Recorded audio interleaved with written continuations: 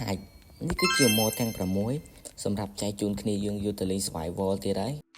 ចូលមកកាន់ mod ទី1គឺជា mod ping ទេអ្នកនរគ្នានឹកឃើញមិនទេតើអូឃើញអាកន្លែង mod នោះឃើញ mod ហ្នឹងមុនគេយកមកចែកជូនគ្នាយើងមើលអ្នកនរគ្នាអាចមើលបាន ping ហ្មងណាហើយអ្នកនរគ្នាអាចមើលកន្លែងបន្ទប់អីវ៉ាន់យើងក្រោមនេះមានរូបបេះដូងមែនcute មែនតើហ្មងហើយទាំង setting អីហ្នឹងគឺថា ping យកតែម្ដងmod ទី1បើយើងមានប៉ុណ្ណឹងអ្នកនរគ្នាមើលព្រះច័ន្ទcute មែនតើតែឥឡូវយើងចូលទៅកាន់ mod ទី2ក្រោយចូលមកកាន់ mod ទី2បើយើងគឺជា mod ឈាមដែលយើងអាចមើលឈាមនេះមកបានអ្នកនរគ្នាអាចមើលបានគឺលយមែនតើអញ្ចឹងគឺយើងងាយស្រួលក្នុងការមើលយក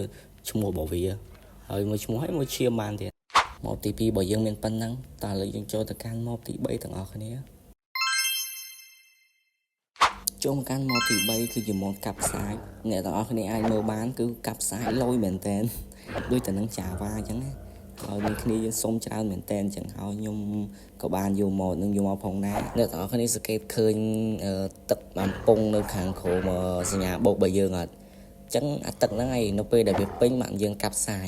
តែបើសិនជាអ្នកទាំងអស់គ្នាកាប់អត់ដកដៃគឺវាអត់ផ្សាយទេ mod ទី3បើយើងមានប៉ុណ្្នឹងឯងតើឥឡូវយើងចូលទៅកាន់ mod ទី4ទាំងអស់គ្នាចូលមកកាន់ mod ទី4គឺជា mod សលេងសត្វគឺថាព្រោះមែនតើអ្នកនរគ្នាគឺផ្លាស់ប្ដូរ Minecraft យើងឲ្យលឺសលេងទៅដូចពិតមែនតើហ្មងណា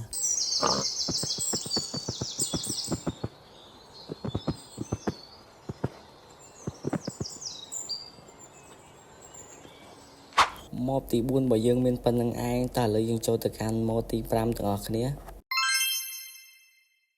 ចូលមកកាន់ mod ទី5របស់យើងគឺជា mod សត្វអ្នកទាំងអស់គ្នាអាចមើលបានគឺស្អាតមែនតើមើលគោមានឆ្នែងមានត្រចៀក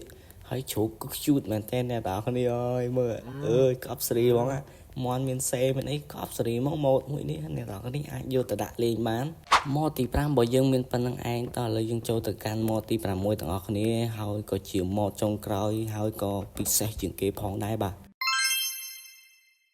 ចូលមកកាន់ mod ទី6របស់យើងគឺជា mod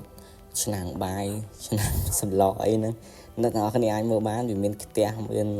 ជ្រុញហើយវាក៏អាចដុតសាច់អាំងអីបានដែរអ្នកទាំងអស់គ្នាពងទាមិនយើងអាចដាក់ជៀនបានហើយជ្រុញនេះក៏យើងអាចប្រើបានដែរអូ mod នេះគឺលយមែនតើអ្នកទាំងអស់គ្នាសម្រាប់អ្នកចូលចិត្តធ្វើម្ហូបធ្វើអីអូយគឺកប់សេរីមែនតើអ្នកទាំងអស់គ្នា mod នេះ